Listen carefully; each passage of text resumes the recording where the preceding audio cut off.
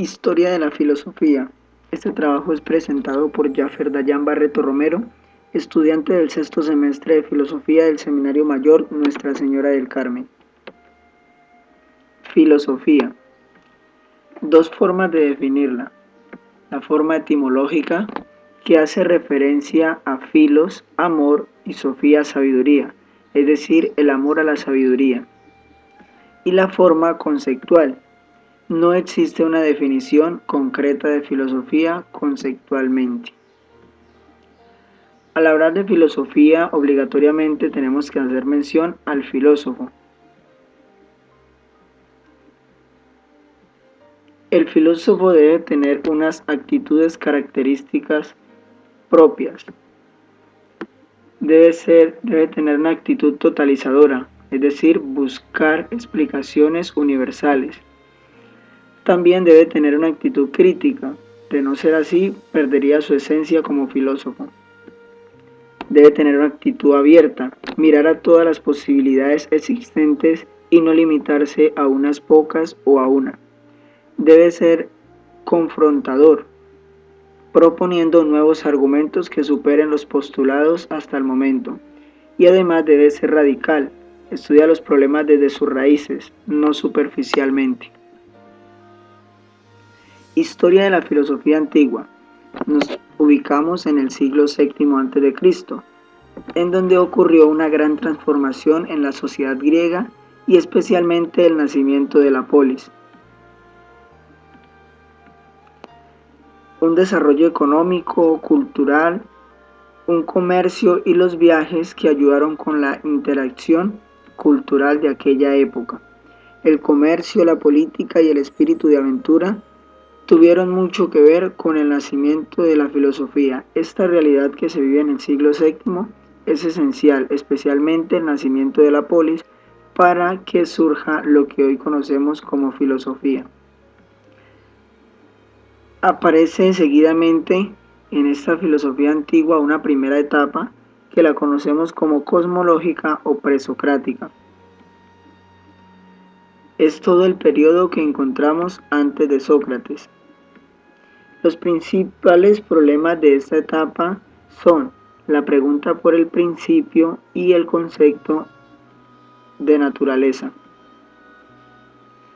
En este mismo periodo cosmológico o presocrático encontramos un primer grupo de pensadores llamados los milesios o jónicos. Mileto es una ciudad griega de Asia Menor y estos son los primeros filósofos o sabios. Tales es uno de los 7 filósofos de Grecia, considerado el primer filósofo griego. Sostiene que el principio de todas las cosas es el agua. Este personaje lo ubicamos hacia el año 624 y 546 a.C. Seguidamente, hacia el año 610 y 545 encontramos a Anaximandro, que dice que el arjé es el apeirón, es decir, un principio material infinito sin cualidades cualitativas. Del 585 al 524 a.C. vamos a encontrar a Anaxímenes, discípulo de Anaximandro. Considera al aire como la fuerza universal que anima todas las cosas. En un segundo momento encontramos otro grupo de filósofos denominados los pitagóricos. Segundo grupo de filósofos griegos establecidos en la Magna Grecia al sur de Italia. Eran una comunidad de carácter ascético, lo poseían todo en común, profesaban y creían en la transmigración de las almas. Del año 575 al año 495 a.C. encontramos a Pitágoras de Samos, que afirma que los números son el principio formal de todas las cosas. Y en el año 544 al 484 encontramos a Heráclito de Éfeso, que propone el fuego como el arjé de la fisis, o como principio. Los eleáticos. Surge la tercera escuela de Elea, situada en la costa occidental de Italia, llamada Eleática. En un primer momento en esta escuela encontramos a Parménides, quien habita del año 540 al año 473 a.C. Parménides dice que debe existir un principio racional que no falle. Para él, dicho principio es el ser es, el no ser no es. Y en el año 490 a 422 encontramos a Zenón. Busca afirmar la doctrina estática y menciona el ejemplo de Aquiles que nunca alcanza la tortuga, una carrera sin fin. Finalmente, en este periodo cosmológico encontramos a los pluralistas. Y allí el primer pensador es Leucipo. Afirma la existencia del vacío en el que se mueven átomos y el primer principio determinista. Nada surge sin causa, todo ocurre por alguna razón y por necesidad. Y hacia el año 460 encontramos a Demócrito de Abdera. Dice que nada se crea y nada desaparece de la nada. Todo proviene de la unión de unas partículas invisibles infinitas en número. La física se compone de átomos, magnitudes compactas, iguales y eternas e infinitas en número. Luego encontramos lo que es el periodo antropológico. Los sofistas y Sócrates inician una reflexión distinta a la que se venía dando sobre la física. Se denomina el giro antropológico, porque la filosofía ahora se centra en estudiar al hombre y no el cosmos como hacían los presocráticos. Allí encontramos los sofistas. El término sofista original significa el que sabe. Son maestros en el arte de discutir y refutar, de persuadir y convencer, aunque en tiempos de Platón dicho término trató de descomponerse un poco. Encontramos a Protágoras de Actera. El hombre es la medida de todas las cosas, de las que son en cuanto que son y de las que no son en cuanto que no son. Es un pensamiento un poco relativista y subjetivista. En un segundo momento encontramos a Gorgias de Leontinos. Afirma que nada es, que si algo es, no es conocible, y que si es conocible, no es comunicable. En este mismo periodo antropológico del año 470 a 399 a.C., vamos a encontrar a Sócrates, que utiliza un método interrogativo por medio de pregunta-respuesta llamado mayéutica, y él nos va a decir que el fin último del hombre es la búsqueda de la felicidad. Después de este periodo antropológico vamos a encontrar lo que se llamaron los grandes sistemas filosóficos. En un primer momento del año 427 al 347 a.C. encontramos a Platón. Es el filósofo de la idea. Para él las ideas son realidades subsistentes y reales, permanentes e inmutables, eternas que solo los ojos del alma pueden ver. Él dice que existen dos mundos, el sensible y el inteligible. Y finalmente dice que el ser humano es un alma arrojada a un cuerpo mortal.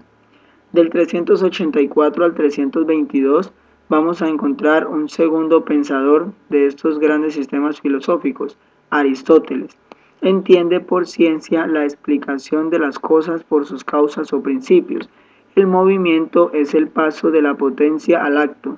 Dios es el primer motor y acto puro.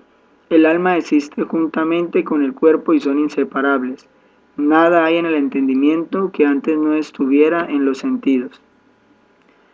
Seguidamente, en este periodo helenístico romano, vamos a encontrar otras corrientes o otras escuelas. Allí encontramos el estoicismo. Son tres los grandes sistemas filosóficos característicos de todo el periodo. El estoicismo es el primero de ellos.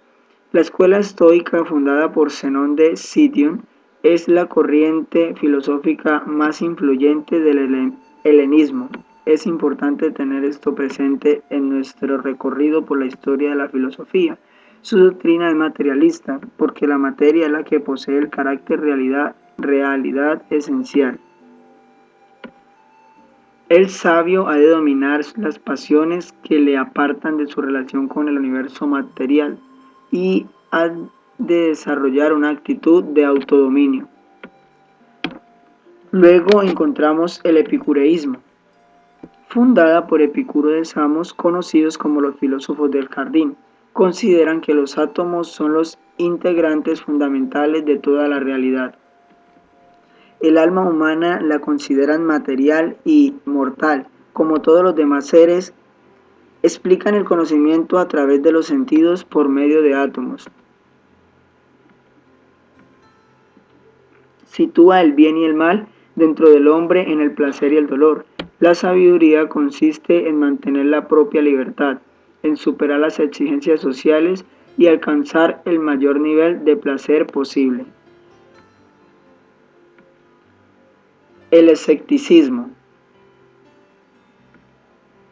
lo inicia Pirrón de Elis, quien recoge las aportaciones de los sofistas. Su característica es la duda generalizadora y la imposibilidad de alcanzar alguna verdad absoluta. La postura ideal del sabio es optar por el epoché, es decir, la suspensión de juicio sobre las cosas. La razón no puede conocer la esencia de las cosas y solo sabemos cómo se nos presentan. Es decir, que para ellos vivimos en un mundo de apariencia. La última escuela de la Edad Antigua es el neoplatonismo, fundada por Plotino, quien lo encontramos del año 204 al año 270. Nace en Licápolis, Egipto. Plotino afirma que la idea perfecta es el uno, ubica a Dios dentro de la filosofía. La ética de Plotino consiste en la purificación o ascesis para librarse de la materia e iniciar el camino del retorno al uno, es decir, a Dios. Así, con este sistema filosófico del neoplatonismo, damos fin a la edad antigua de la filosofía. Nos adentramos ahora a esta edad medieval que va del siglo V al siglo XV de nuestra era. La Edad Media la encontramos dividida en dos grandes partes, patrística y escolástica. Patrística, etapa de formación del pensamiento cristiano, evangelización de la filosofía. Y la escolástica es la consolidación de la iglesia y nacimiento de las escuelas en las catedrales y monasterios. Estos son los dos grandes ramas o dos grandes momentos en los cuales se va a dividir este pensamiento medieval.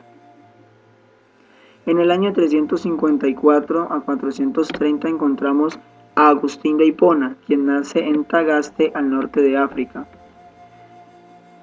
Y su frase célebre: cree para que entiendas y entiendas para que creas. Agustín dice que Dios crea al hombre y al universo a partir de la nada. Pone fin a una discusión que hablaba de la preexistencia. Cristianiza a Platón y su teoría del mundo de las ideas en la obra Ciudad de Dios. Solo la persona que cree posee toda la sabiduría, según San Agustín. Y finalmente dice que este creer es el pensamiento que encontramos durante toda la Edad Media. Ya hacia el año 1225 y 1274, en el segundo momento del pensamiento medieval, en la escolástica, encontramos a su gran representante, Tomás de Aquino, quien nace en el castillo Rocaseca, provincia de Nápoles. No hay que ser tan ciegos como Agustín, dice Tomás, de solo creer, hay que aceptar que existen cosas reales, la razón sí existe. Razón, según Santo Tomás, es natural del hombre, y la fe es propia de Dios, pero no son contrarias ni enemigas, sino que se complementan. La razón nos ayuda a hacer posible la fe. Tomás va a cristianizar a Aristóteles y concilia fe y razón. Propone las 5 vías para demostrar la existencia de Dios a partir de la razón. Y finalmente habla de los famosos universales, como aquello que define un todo.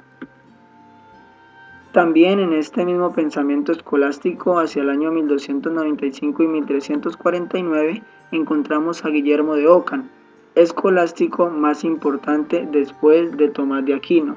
Más que filósofo, Tagaste Guillermo era un teólogo y expresa la decadencia del poder de la Iglesia.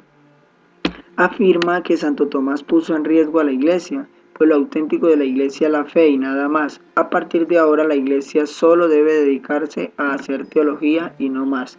Finaliza la relación de fe y razón que había hecho Tomás de Aquino. Y finalmente nos va a profundizar un poco más en los universales, en una corriente llamada nominalismo, y él va a decir que los universales son simples palabras que existen, nadie las crea, son simples nombres. Este es el pensamiento de Guillermo de Ockham, y así también damos fin a la filosofía medieval con estos tres representantes más sobresalientes. Ahora nos vamos a entrar a lo que son los siglos XVII y XVIII en la conocida modernidad.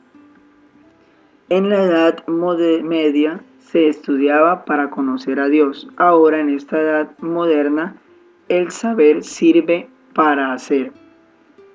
El hombre aparece como un ser independiente de Dios. El hombre mata a Dios y en su lugar va a colocar la razón. Aparece el humanismo rescatando al hombre de la religiosidad. La filosofía se libera de la religión. Esto quiere decir que la filosofía da un giro total en donde el hombre va a ser el centro de todo el estudio filosófico y Dios lo dejan en un lado o se lo dejan solo a la Iglesia.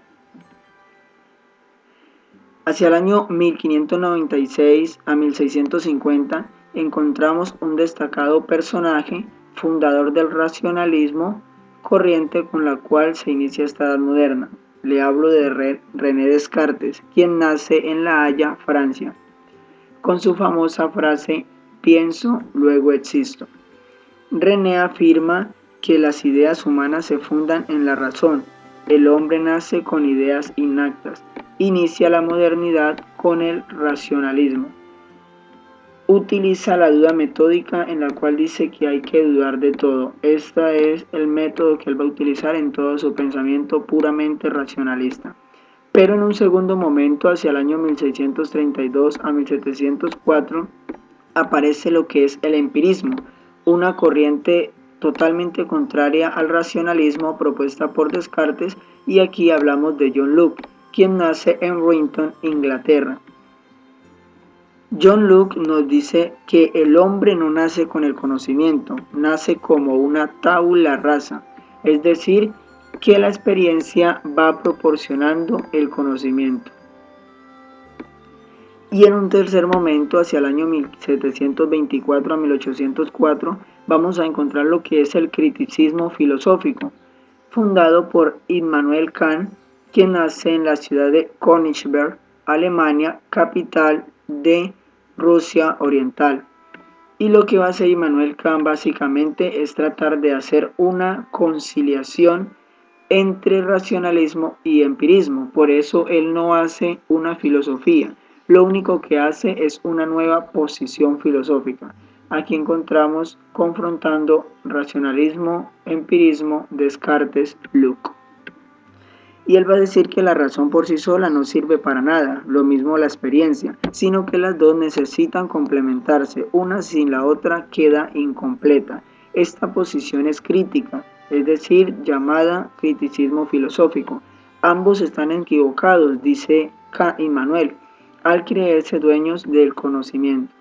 Los conocimientos empiezan con la experiencia, pero se completan con la razón. Es así como vemos un poco conciliado este pensamiento de la modernidad con estos tres personajes. Posteriormente encontramos lo que son los siglos XIX y XX, iniciados con el idealismo absoluto, fundado por un personaje muy destacado del año 1770 a 1831, Friedrich Hegel, quien nace en Stuttgart, Alemania. Hegel propone una filosofía totalmente idealista. Su principal tema es la historia. La plenitud es la libertad total, es lo que él va a denominar el espíritu absoluto. Cada etapa es el desarrollo del espíritu absoluto hasta llegar a su plenitud, que es la plena libertad. Esta idea predominó hasta mediados del siglo XIX. era un pensamiento bien fundamentado en aquel tiempo. Luego vamos a encontrar los anti-hegelianos, es decir, aquellos que pensaban contrario al pensamiento de Hegel. Ellos inician una nueva situación de la filosofía, se produce un nuevo contexto. Hacia el año 1789 y 1857 vamos a encontrar a Auguste Comte, quien critica a Hegel y dice que lo que él había propuesto no tiene cómo demostrarse. Él es el padre del positivismo, es decir, todo se quiere demostrar, lo que no es demostrable no es válido. Y hacia el año 1806 y 1873 encontramos un segundo personaje, John Stuart Mill. Hay que consultar a la experiencia para aprender de ella en qué circunstancias son válidos los argumentos deductivos de ella. Este es el pensamiento de Mill. Entonces, estos dos personajes van a aterrizar un poco y van a contradecir este pensamiento hegeliano que predominó tanto tiempo. Luego vamos a encontrar lo que es el socialismo. Hacia 1818 y 1883 tenemos a Marx, quien nace en Treverich, Alemania. Y él critica a su maestro Hegel, dice: su filosofía no sirve para transformar el mundo, no cambia ni la situación ni las condiciones del hombre. Según Marx, el objeto de la filosofía es interpretar el mundo para transformarlo, no para contemplarlo simplemente. Hay que empezar a hacer una lucha de clases. Y él dice: la filosofía debe ser útil para la revolución. Lo que produce el cambio es cuando las personas toman conciencia de la realidad que viven. Este es el pensamiento de Marx, un poco fuerte en cuanto al de Hegel. Vitalismo, año 844 y 1900. Nietzsche nació en Röntgen, ciudad alemana, con una influencia protestante. Como podemos ver, esta ciudad era habitada por muchos pastores. En el hombre no predomina la razón, dice Nietzsche, tampoco el espíritu ni la idea. Lo que predomina es la voluntad del poder. Esencial tener esto. El desarrollo del hombre es la lucha por su vida. Propone la idea del superhombre. ¿Y quién es el superhombre? Es alguien que no cree en tabúes, es el que se realiza y vive plenamente su vida sin vivir atado a algunas normas o reglas impuestas por otro hombre. Hacia el año 1859 y 1941 encontramos a Henry Bergson, principal representante del vitalismo. Este personaje es de origen judío, pero nació en París. Dice: el bien lo conocemos por intuición, dice Bergson. Luego dice: la razón y la ciencia no nos dice nada.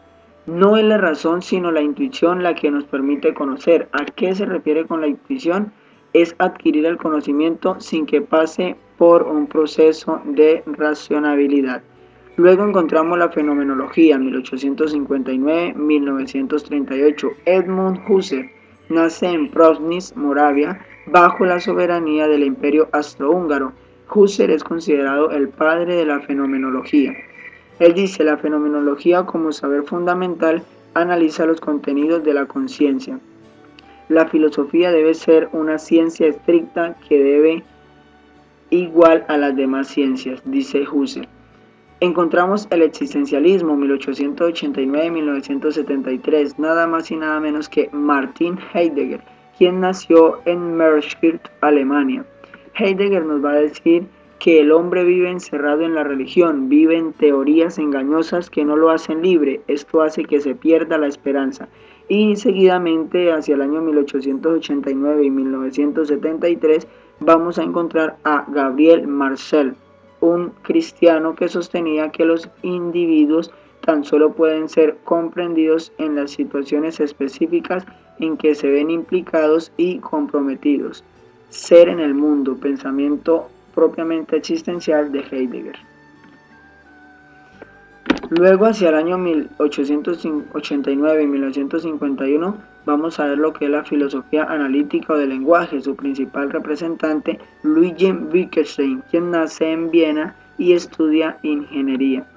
Wittgenstein nos va a decir, él funda el movimiento analítico con un pensamiento que dice que la filosofía lo único que tiene que analizar es el lenguaje y nada más, pero ojo, no cualquier análisis, sino un análisis lógico de dicho lenguaje.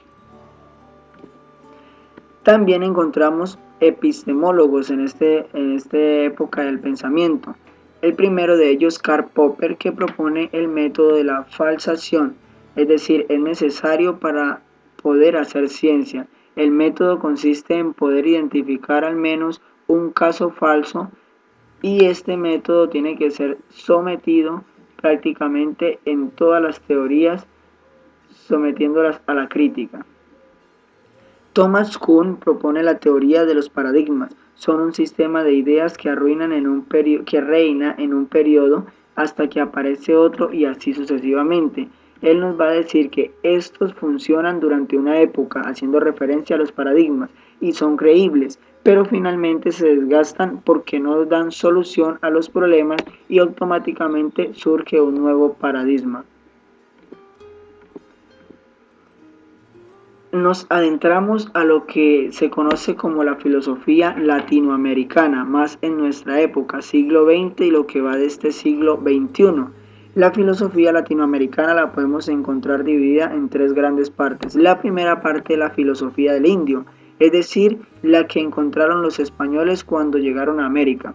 En un segundo momento vamos a ver la filosofía del invasor, es la que llega a imponerse en América, es la que viene de España. ¿Por qué esta filosofía? Porque empiezan a darse grandes interrogantes acerca del indio, pues los españoles solo conocían algunas culturas y esta cultura de los indios era plenamente nueva y la mayor pregunta de ellos era que si el indio era humano o no.